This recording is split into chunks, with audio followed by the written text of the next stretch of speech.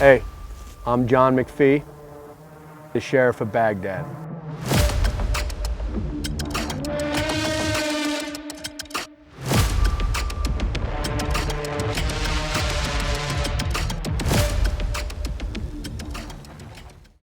Okay, let's go.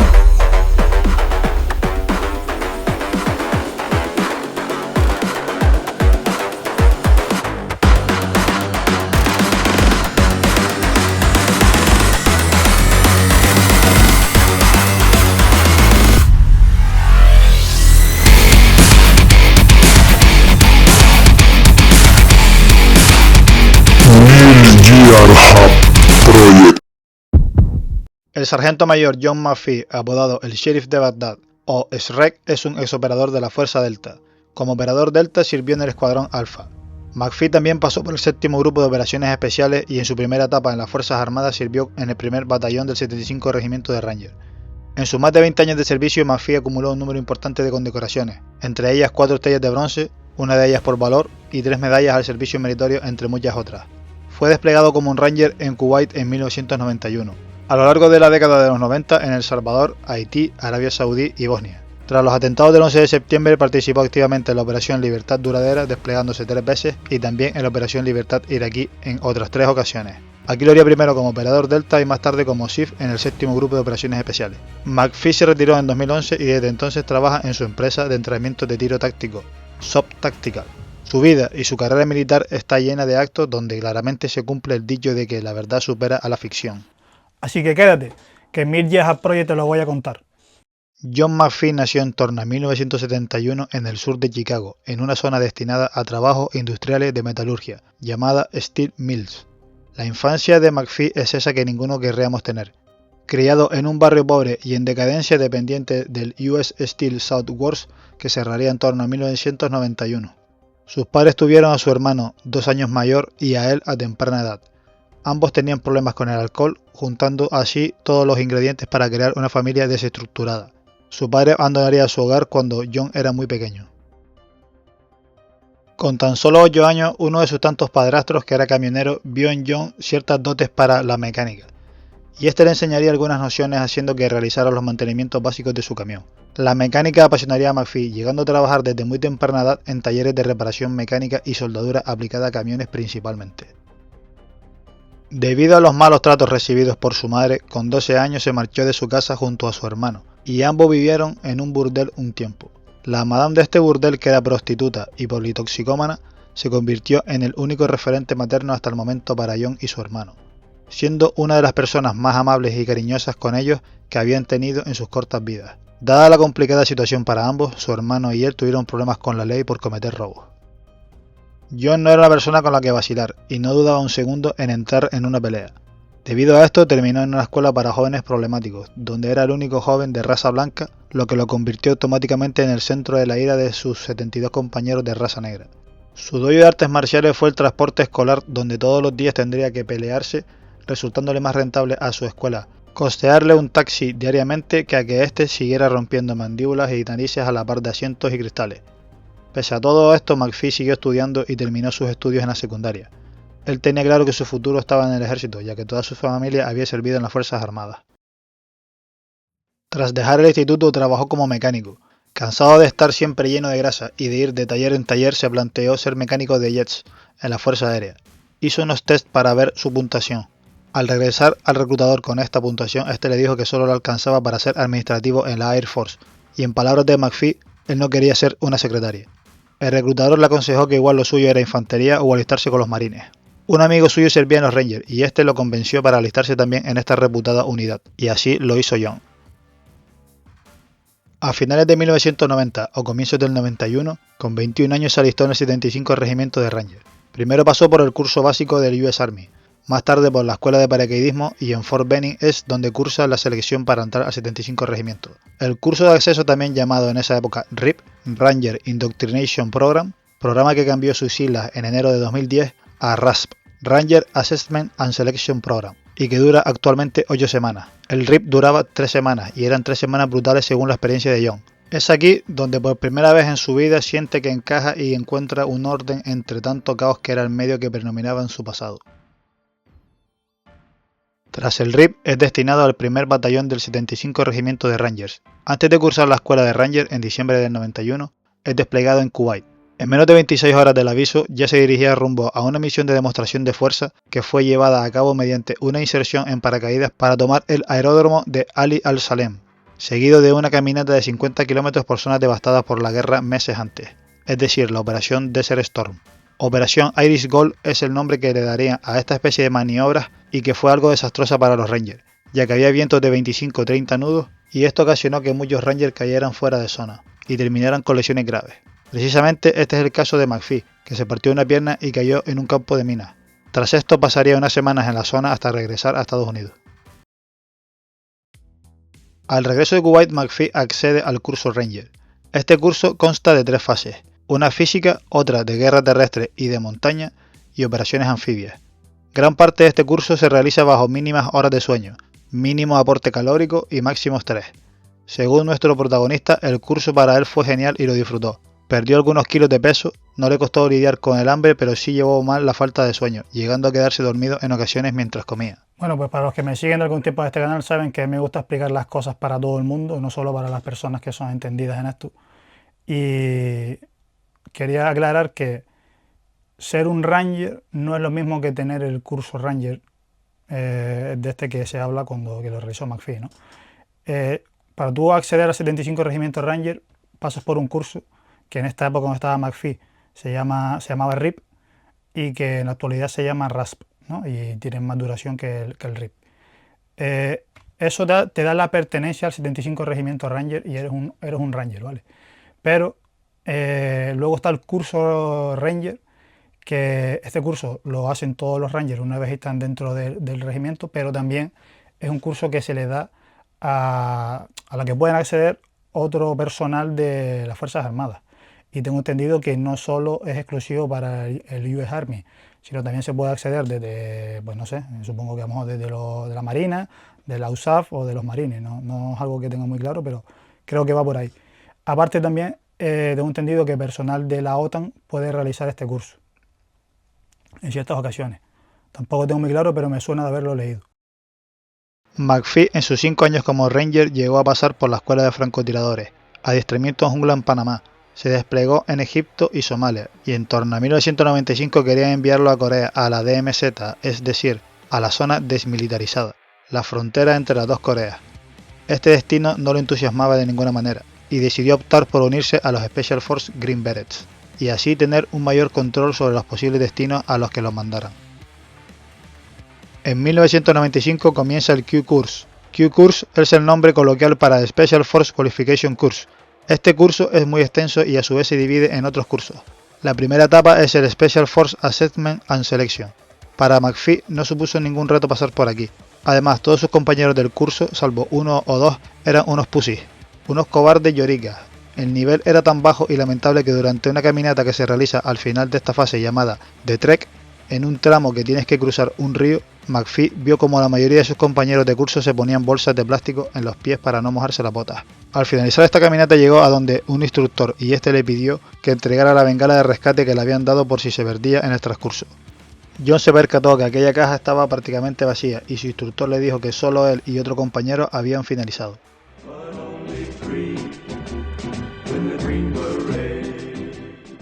Tras esto es destinado al 7º Grupo de Operaciones Especiales. Para McPhee más de lo mismo, un grupo malo donde en 10 meses que estuvo prácticamente no hicieron nada salvo unas maniobras en El Salvador y algún curso de topografía y liderazgo. Durante los 90, como ya he comentado en algún vídeo anterior, la actividad por lo general de este tipo de unidades era bastante baja, tan baja que prácticamente ni hacían prácticas de tiro, cosa que se puede extrapolar a los Navy SEAL también. Una noche mientras estaba bebiendo y fumando puros en la casa de un amigo que había conocido durante el Q-Course, este le entregó un papel a McPhee. Cuando lo leyó, vio que era una solicitud para acceder al Special Mission Unit, es decir, a la Fuerza Delta. Esto chocó de primeras a nuestro protagonista y además las pruebas físicas de acceso eran a las 6 de la mañana de ese mismo día. McPhee no tenía mucha idea de que iba a esta unidad y se negó en un principio, pero este compañero le dijo: sé que vas a ir y las vas a hacer. Elvis, el seudónimo de su compañero, era un operador de la Fuerza Delta del Escuadrón C y había estado durante la batalla de Mogadiscio en 1993, razón más que suficiente para tentar a McPhee a presentarse a las pruebas. La curiosidad mató al gato y John se presentó a las pruebas resacado y las pasó. Bueno, la fuerza delta se entiende y es, en este caso, una unidad de nivel 1. Una unidad de nivel 1, la diferencia principal con una unidad de nivel 2 es que la unidad de nivel 1 siempre está en estado de guerra y entonces su presupuesto no se reduce como sí ocurre en una unidad de nivel 2. Por esto, en la época de los 90, las unidades de nivel 2, como lo son los Navy SEAL, por ejemplo, o los Navy SEAL comunes, no el Deep Group, o los Green Beret y otras unidades, pues tenían menor presupuesto y de ahí que hiciesen sus actividades estuviesen más limitadas. En una unidad de nivel 1 eso no ocurre. Aparte de que en una unidad de nivel 1 tienen unos entrenamientos, entiendo que superiores, ¿no? Y claro, eso da a pensar que porque un operador que está en una unidad de nivel 1 luego va y hace con el tiempo un curso que es para operar en una unidad de nivel 2. Y esto, la explicación es que se hace porque cuando tú pasas a hacer el Q-Course, también es como la llave, por decirlo de alguna manera, que te permite entrar en una nueva carrera, o una carrera específica, que es la de las operaciones especiales. Y estando aquí, puedes promocionar más rápido y se entiende que el salario también es superior.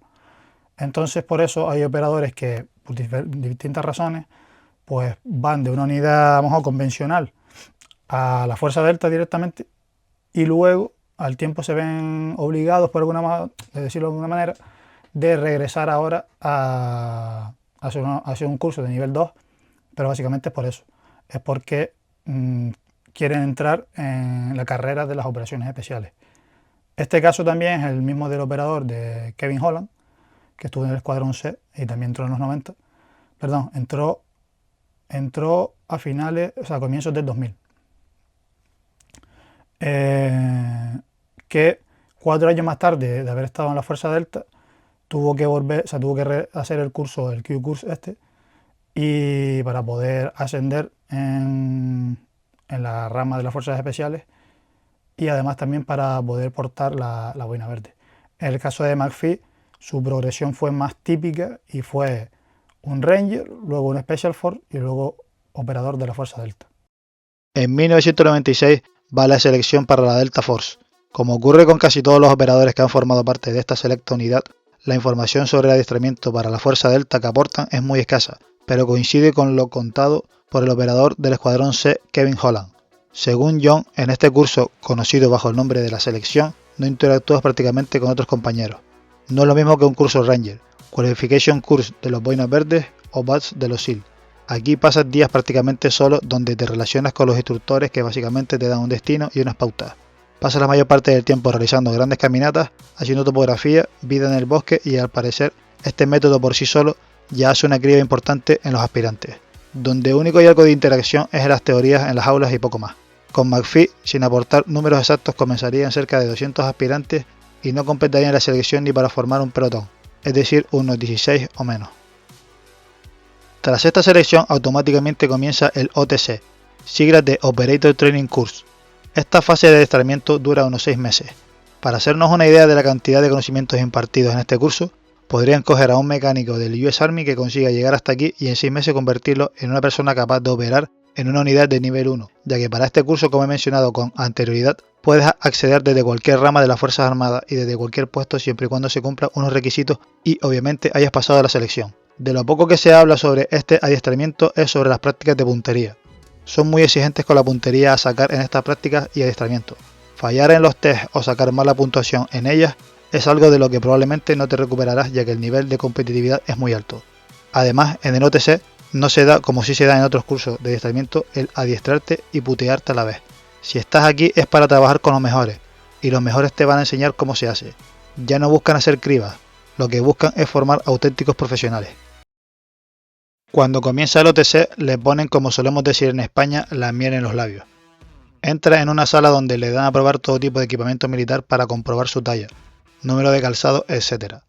Tras esto le asignaron como 10 bolsas repletas de material perfectamente empacado y listo para comenzar su riguroso adiestramiento. Una pieza de material no tan conocida en estos tiempos pero que es emblemática de las unidades de operaciones especiales de los años 90, son las botas Adidas GSG-9. Estas botas, que toman el nombre de la unidad antiterrorista alemana, son características del Death Group, la Fuerza Delta y de los Navy SEAL comunes durante operaciones o adiestramientos del tipo VBSS. McPhee, al ponérselas, sintió la gloria verdadera en los pies. Al completar el OTC es asignado al Escuadrón A. En esta época eran solo 3 escuadrones de asalto, A, B y C. El Escuadrón A, según McPhee, estaba compuesto por operadores veteranos con una mentalidad más bien calmada y profesional. El Escuadrón B podría ser el estereotipo que podríamos tener en mente de un operador de operaciones especiales. Tíos más bien fuertes, en forma, altamente motivados y enérgicos. El Escuadrón Ranger lo llaman. También un poco estirados, según John. El Escuadrón C vendría a ser el hermano pequeño del Escuadrón A. Tengamos en cuenta que fue fuertemente diezmado en el 93, en Mogadiscio, y McPhee accedió en el 96. El Escuadrón C tardó tiempo en recuperarse de Somalia y sus componentes eran jóvenes en comparación al Escuadrón A y B. El primer despliegue de McPhee fue en Australia, un mes de entrenamiento con los SARS australianos. Con los Aussies harían entrenamientos de movilidad en desierto, entre otras cosas. John quedaría impresionado con la profesionalidad de los australianos, considerándolos a la par como operadores con la única desventaja de la capacidad que tiene Australia, frente a Estados Unidos, del presupuesto a invertir en cada operador, medios que pueden manejar y emplear la Fuerza Delta, material, etc. Con el Escuadrón A, su primera zona de guerra fue los Balcanes, en concreto en Bosnia. Aquí harían misiones principalmente del tipo PSD. McPhee trabajó duro para ganarse el respeto de sus compañeros, llegando incluso a ser condecorado con una Defense Meritorious Service Medal. Tras los atentados del 11 de septiembre sería desplegado en noviembre del 2001 para la batalla de Tora Bora. El briefing fue bastante lacónico. OBL está ahí, ve a buscarlo y desvívelo. John entró en Afganistán en una Toyota Hilux de color rojo. Su zona de inserción fue previamente despejada por una Blue 82 Daisy Cutter. Esa Hilux roja era un imán para traer fuego de mortero. La parte que él experimentó de la operación la describe como un caos total, algo más parecido a lo que podríamos ver en alguna emisión del juego Medal of Honor de 2010 que a lo que pensamos que es el modus operandi de este tipo de unidades. Sus primeros 10 días se avanzaron en conducir una Toyota Hilux en medio de tanques de la era soviética. Fuego de mortero y cohetes caían sobre ellos, a la vez que combatían insurgentes que les disparaban desde las cotas de las montañas. Los deltas tomaban altura solicitando ataques aéreos sobre sus enemigos. En ocasiones, estos ataques aéreos cayeron tan cerca suya que se tendría que cubrir con las rocas. Aniquilaban a estos insurgentes, iban a por otros, pero ahora los neutralizaban con armas del calibre 50, y esto se repitió durante 10 días. John cuenta que no sabe con certeza cuántos enemigos desvivieron sus compañeros y él la primera semana y poco que pisaron Afganistán, pero que fueron cientos. Básicamente tenían a su disposición cualquier aeronave armada que estuviera por el Medio Oriente esos días e hicieron uso de ella. En Tora Bora, McPhee tendría su primera baja confirmada. Cuenta que neutralizó a un insurgente con un Macmillan TAC-50, su arma favorita, a unos 2.500 metros aproximadamente. Pues bueno, quien ve algún podcast de McPhee hablando sobre Tora Bora, le puede dar la impresión de que estuvo él solo allí prácticamente. Y no sé, se podría interpretar como que tiene un ego supremo y de ellos lo han criticado por eso. Pero yo pienso que básicamente lo hace. Una, porque están narrando su versión de los hechos, ¿no? Y otra es porque también, evidentemente, va a proteger la identidad de sus compañeros. Hay un operador Delta también que públicamente he dicho que participó aquí, que es Jamie Cadwell, y estuvo con McPhee. Con la Fuerza Delta también hubieron operadores del SBS británico, del Escuadrón M. Eran 12, tengo entendido. Y empoderados junto a los Delta, creo que hubieron unos 3. Y hay unas fotos, que la pondré ahora, que se ve una pick-up con unos guerrilleros de estos de la Alianza del Norte, que eran los que estaban a favor de la operación, o sea, los que estaban con Estados Unidos. Y hay unos operadores de fuerzas especiales que se están cubriendo con unas mantas. Y se supone que uno de estos es McPhee y otros son operadores de los SBS británicos. Aquí participaron estos operadores de los SBS, los Delta, y también se supone que miembros del KSK alemán se encargaron de proteger los flancos. La operación, la batalla de Tora Bora fue un medio desastre, un caos, ya que dejaron gran parte del esfuerzo en los pakistaníes y en la Alianza del Norte, que a su vez la Alianza del Norte digamos que eran como dos grupos y además se llevaban mal entre ellos. Y en medio de todo esto, los tíos estos de la Alianza del Norte cogen y o sea, hacen un alto al fuego con los talibanes, cosa que no interesaba para nada a Estados Unidos y menos a los operadores de fuerzas especiales, y llegaron incluso a apuntar con las armas para que no se movieran de donde estaban. Esto dicen que lo que ocasionó es que Bin Laden pudiese escapar. Además, tanto en Pakistán como en la Alianza del Norte, igual no en sus jefes, pero sí entre las tropas, habían varios que eran simpatizantes de lo que hacía pues, Bin Laden, ¿no? Y bueno, en fin, al final que Bin Laden escapó y la guerra duró pues casi 20 años, ¿no? Casi un año y medio más tarde, Tora Bora, en su tercera rotación en Afganistán, una noche, tras haberse quedado sin cecina de ternera y Pop-Tarts, convence a su jefe y este le da permiso para trasladarse hasta Bagram en búsqueda de sus apreciados snacks. Llega en Chinook y con su Hilux se acercó hasta la zona del comedor donde lo esperaba un amigo suyo. Mientras cargaba su apreciado botín, es sorprendido por un superior con las manos en la masa. Este oficial, también operador Delta, era Dalton Fury. Dalton Fury es el seudónimo de la leyenda de la Fuerza Delta, el fallecido Mayor Thomas Greer, quien bajo este seudónimo escribió el libro Kill Bin Laden. Greer propondría a John una misión poco convencional que consistía en ir solo, caracterizado como nativo afgano, a realizar un reconocimiento en Tora Bora, lo que se conoce en el ámbito militar como Humint. McPhee aceptó la misión. Regresaría a Tora Bora partiendo de Jalalabad. Para ir de un punto a otro se desplazaría en taxis, camiones, a pie, etc. La mayor parte lo haría principalmente haciendo autostop. En ocasiones compartiría vehículo con otros afganos, con animales y así durante varios días. La misión era obtener imágenes de la persona que ayudó a escapar a Bin Laden hacia Pakistán. Su seudónimo era Gul Ahmed. Al llegar a su destino lo haría con un transportista de troncos de madera y desde su camión John logró con éxito tomar buenas fotos de Gul Ahmed, que se encontraba en el porche de una casa. La cámara la llevaba oculta en una bolsa de cigarrillos. El camión continuó hasta el final del valle y allí pasaría la noche. McPhee no se fiaba ni del camionero ni tampoco de la persona que los había hospedado, ya que le habían dado té con opio y McPhee contrarrestó los efectos con unas pastillas que llevaba. Además, cada minuto que pasaba allí era tiempo perdido y aumentaba el riesgo de no poder regresar con su información. Durante la noche, John sacó de la casa a punta de pistola a aquel camionero e hizo que éste lo llevara de regreso. En el trayecto cuenta la anécdota que al pararlo en un checkpoint para extorsionarlos tenía claro que si hablaba inglés era hombre muerto.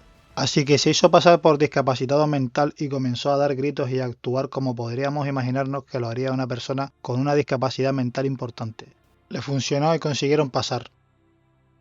Ya en Jalalabad, con la confirmación que su objetivo, Gul Ahmed, estaba en el pueblo donde había estado días antes, le dan la aprobación. Diseñó una operación de captura con el equipo de asalto. Parte del equipo de asalto se trasladaría en camión que conducía McPhee. Este camión lo habían modificado en Bagram y en su zona de carga le habían puesto una cubierta dando la impresión que este espacio era más corto que lo que era realmente. Tras esta cubierta se ocultarían algunos operadores del equipo de asalto. Otro equipo, con varios francotiradores, se trasladaría en helicóptero y tomaría las azoteas del pueblo. Tras sortear algunos checkpoints, llegarían con éxito y capturarían a Gul Ahmed y sus cooperadores. Estos serían extraídos en helicóptero junto a parte del equipo de asalto. Tras esta exitosa misión, envía a McPhee a Pakistán. En Pakistán encarnaría el papel de un mayor de las fuerzas especiales pakistaníes y cubriría la frontera entre Pakistán y Afganistán. John y otro compañero se harían cargo de una compañía de operaciones especiales pakistaní y con esta neutralizarían varios campos de Al-Qaeda en Pakistán. Una misión a destacar aquí, aunque algo infructuosa, fue la de intentar capturar a Jalaluddin Haqqani, fundador de la red Haqqani. McPhee asaltó el lugar donde se hospedaba, pero no contaba con que Haqqani iba vestido de mujer con burka y se había ocultado entre otras mujeres vestidas de manera similar. Al estar junto a pakistaníes, bajo sus costumbres y normas no podía tocar a una mujer. No pudo descubrir a Haqqani y este logró escapar. Además, Haqqani tenía simpatizantes en el gobierno pakistaní y también influencia en la zona fronteriza. En Pakistán recibe una llamada y le informan que su escuadrón va a ser movilizado a Irak. John viaja hasta Islamabad, toma un vuelo privado hasta Kuwait y ahí se reúne con su equipo. En Irak se alojan en uno de los palacios de Saddam. En este palacio tenían lujos que ni siquiera tenían en sus casas: lavabos chapados en oro, duchas con hidromasaje, disponían de agua caliente, cosa que era impensable en Afganistán. Para McPhee, gran parte de la dureza de combatir en Afganistán era sobre todo la orografía del país. En Irak era todo más fluido y simple. Hasta la captura de Saddam, el Escuadrón A de la Fuerza Delta realizó cada noche entre 10 y 20 acciones directas. Poco a poco fueron capturando a todo el círculo más cercano de Saddam, su sastre, su cocinero, la persona encargada de su aseo, etc. Cuenta McPhee que curiosamente todas estas personas eran cristianas y no musulmanes, ya que si un cristiano comete un crimen, va al infierno, pero si lo hace un musulmán, en teoría es un mártir, y Saddam no confiaba sus momentos más vulnerables a musulmanes.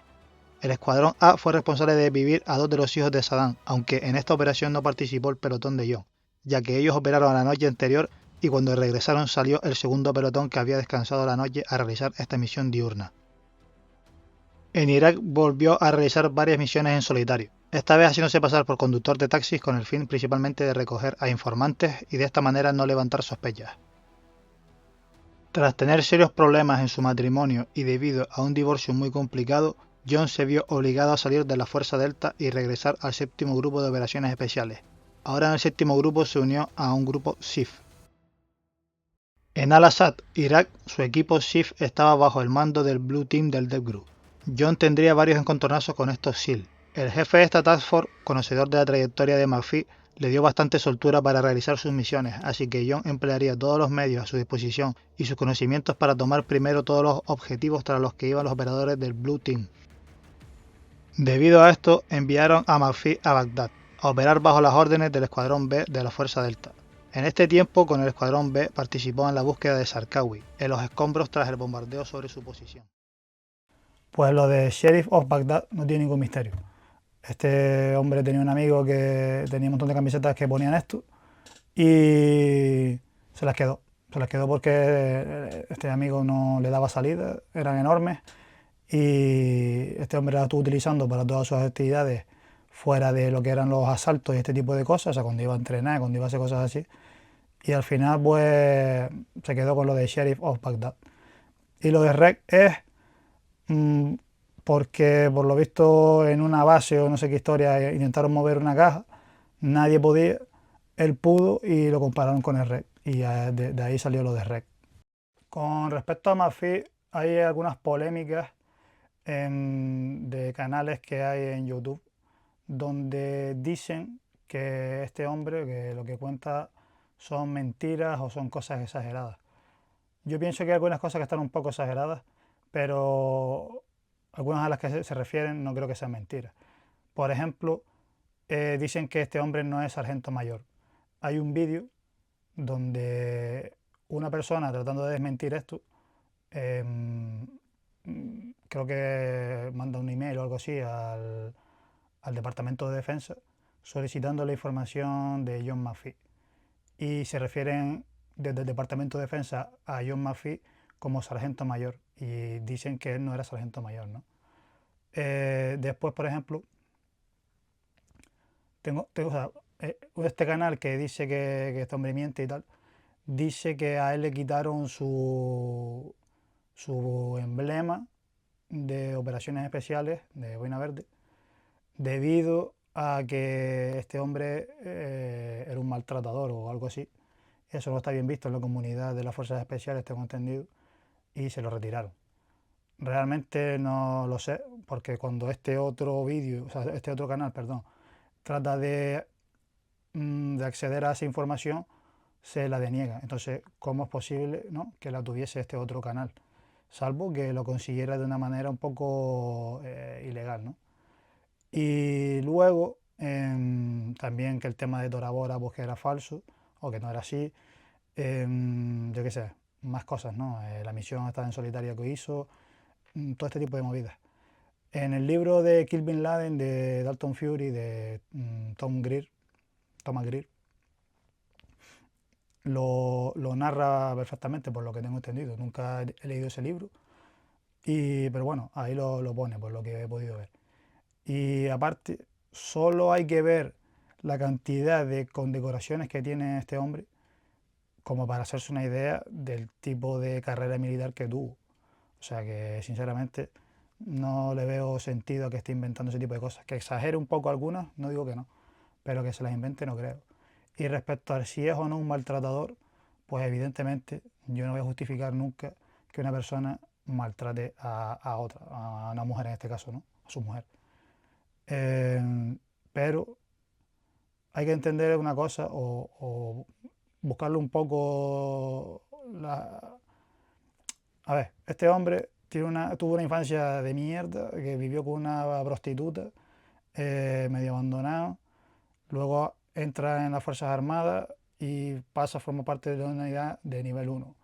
Y yo pienso que tú no puedes pretender tener a un perro de presa y que cuando termine la pelea, pues sea un perro normal, ¿sabes?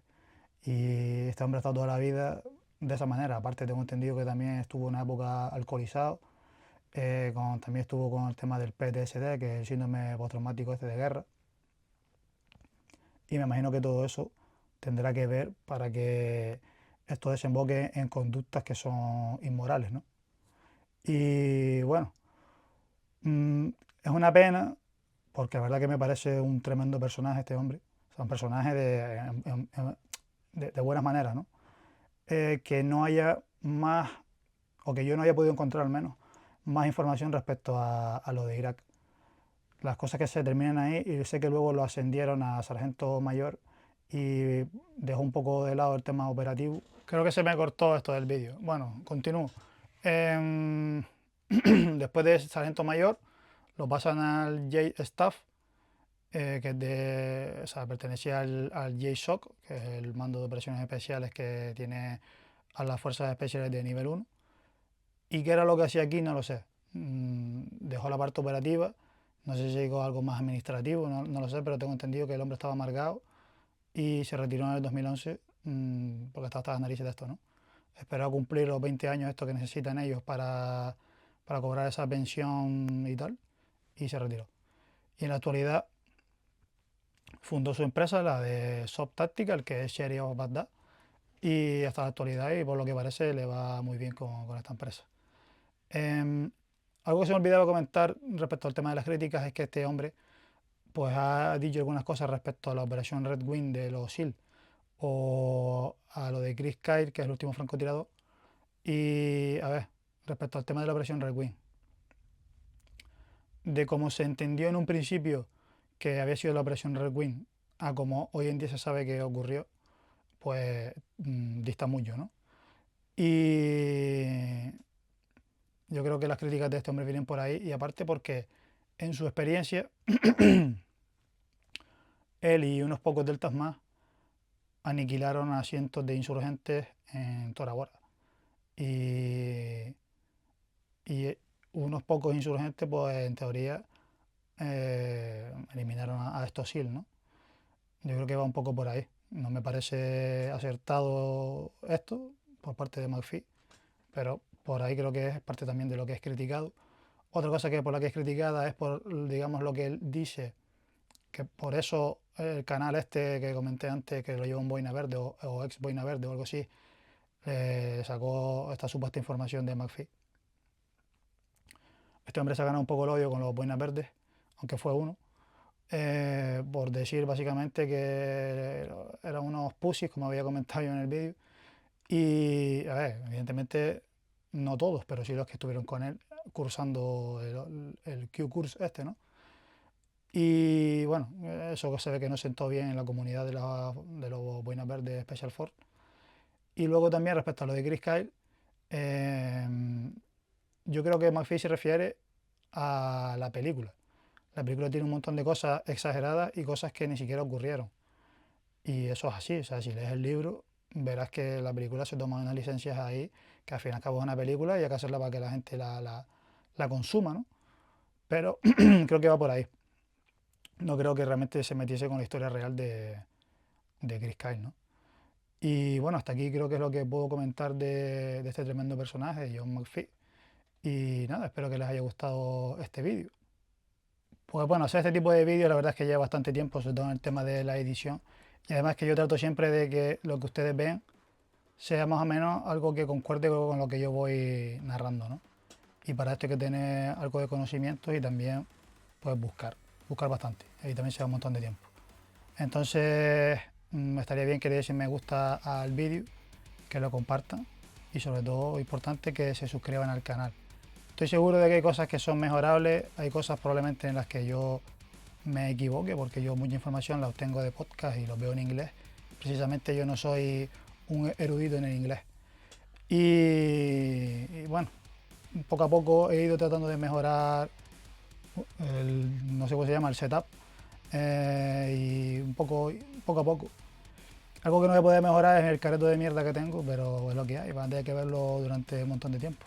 Así que nada, espero que les haya gustado y hasta la próxima. Mil Year Hub Project.